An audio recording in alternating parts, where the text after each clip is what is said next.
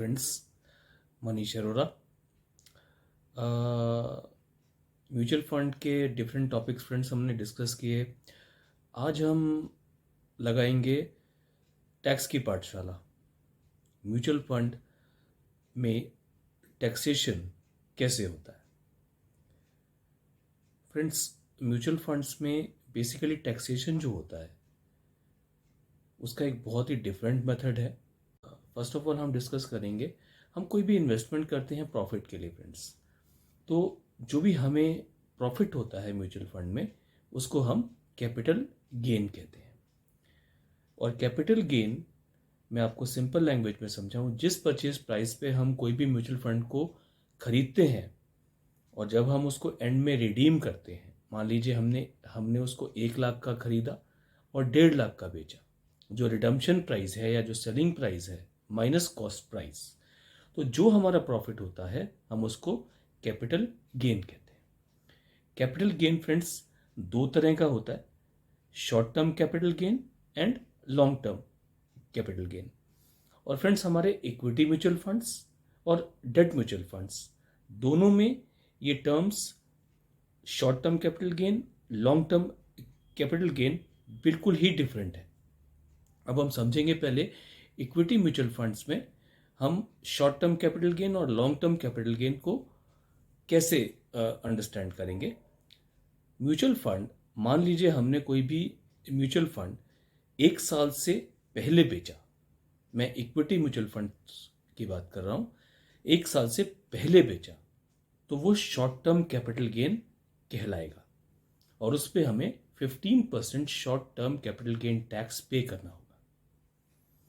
और अगर हम कोई भी इक्विटी म्यूचुअल फंड 1 साल के बाद बेचते हैं तो हमें उस पर 10% long term capital gain tax देना होगा, लेकिन 1 लाख के प्रॉफिट के बाद।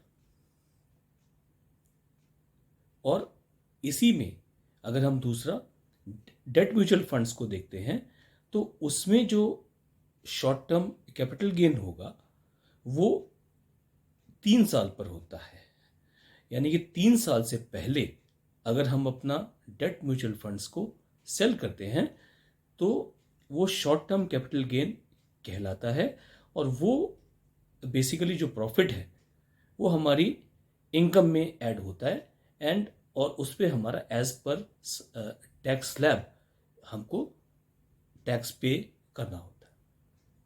और उसके बाद long term capital gain in the debt mutual funds, वो basically 20% long term capital gain if you sell your debt mutual funds after 3 years, 20% after indexation.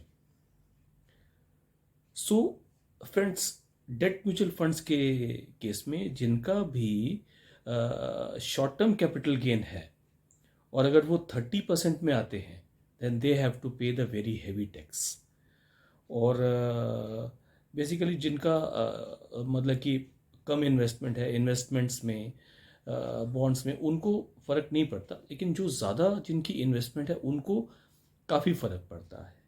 तो फ्रेंड्स, इसमें मैंने एक टर्म यूज़ करी 20% after indexation in terms of long term capital gain on debt mutual funds.